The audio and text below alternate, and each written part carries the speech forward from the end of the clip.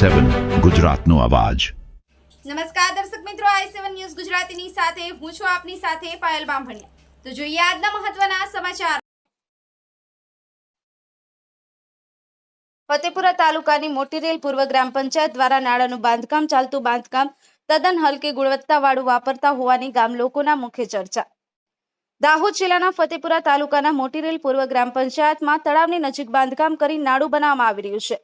તેમાં હલકી ગુણવત્તાનો માલ સામાન અને પથ્થરની પૂર્ણી કરવામાં આવી રહ્યું છે, જે બાંધકામ એસ્ટિમેટ મુજબ માલ સામાન વાપરવામાં આવે છે કે નહીં તે એક તપાસનો વિષય બન્યો છે। ગામ લોકો દ્વારા તલાટી કમ મંત્રી અને સરપંચ દ્વારા હલકુ ગુણવત્તાનો માલ સામાન વાપરી ભ્રષ્ટાચાર કર્યો હોવાનો આક્ષેપ લોકમુખે ચર્ચાઓ જોવા મળે છે। ગામ લોકોનું કહેવું છે કે જ્યારે ચોમાસામાં વરસાદી પાણી તળાવમાં ભરાય છે ત્યારે આ તળાવનું પાણી આ નાળામાં થઈ અને પસાર થાય છે। આમ હલકી ગુણવત્તાનો માલ વાપરવામાં આવે છે અને પથ્થરનું પુરાણ કરવામાં આવી રહ્યું છે। તો આ નાળું ટકી શકે તેમ નથી, જેથી તાત્કાલિક લાગતા વળગતા અધિકારીઓએ ટેકનિકલ સ્ટાફ દ્વારા સ્થળ તપાસ કરવામાં આવે તો માહિતી મળે એમ છે। જ્યારે ગામ લોકોની રજૂઆત છે કે આવી રીતના હલકી ગુણવત્તાનો માલ વાપરી નાળું બનાવવામાં આવે છે તો ચોમાસામાં ફરી તૂટી જાય તો જવાબદાર કોણ, જેથી તાત્કાલિક ધોરણે સ્થળ તપાસ કરવામાં આવે તેવી ગામ લોકોના મુખ્ય ચર્ચાઓ થઈ રહી છે। તાલુકા પંચાયતનું કામ જો હોય તો તાલુકાના સુપરવાઇઝરની સાથેની સાંઠગાંઠ હોવાનું જાણવા રહ્યું છે।